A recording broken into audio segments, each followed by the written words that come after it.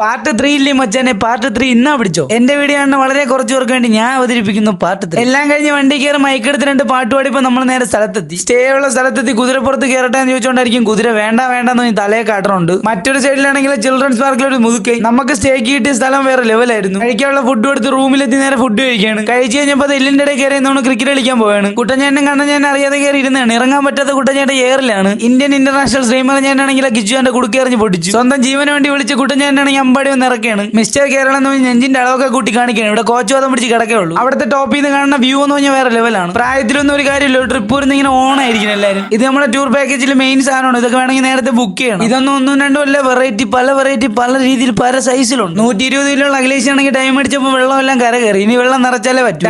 ഡള്ളാമു 2 സ്റ്റെപ്പും വെച്ച് നേരെ കയറാൻ പോവാണ്. കട്ട തണുപ്പാണ്. അവിടെ നിന്ന് നേരെ റൂമിലോട്ട് പോയി ഡോർ തുറന്നപ്പോൾ ഈ കാഴ്ച. എല്ലാം കഴിഞ്ഞ് ഒരു ഈവനിങ് കഴിയുമ്പോൾ ഇവിടെ വന്നിരുന്ന് കറങ്ങിയപ്പോൾ ഒരു സുഖം കിട്ടി. ആ സുഖത്തിൽ ഞാൻ ഇരുന്നു. അവിടെ ഇരുന്ന് കറങ്ങിയപ്പോൾ ഒരു വിളി വന്നു. നേരെ ഓടുന്ന ഓട്ടം വേറെ ഒന്നിനുമല്ല, ചായ കുടിക്കാനാണ്. ഈ ഹിൽ സ്റ്റേയിൽ ഏറ്റവും കൂടുതൽ എനിക്ക് ഇഷ്ടപ്പെട്ട ഈ ക്ലൈമറ്റ് ആണ്. ഇവിടെ ഇരുന്ന് ചായ കുടിക്കുന്ന വേറെ ലെവൽ. ഒരു ചെറിയ പാട്ടുണ്ട്. പാർട്ട് 2 അടുത്തെടുത്ത് ഞാൻ പറയുന്നത് ഹിൽ സ്റ്റേയിൽ ഇനിയും ഉണ്ട്.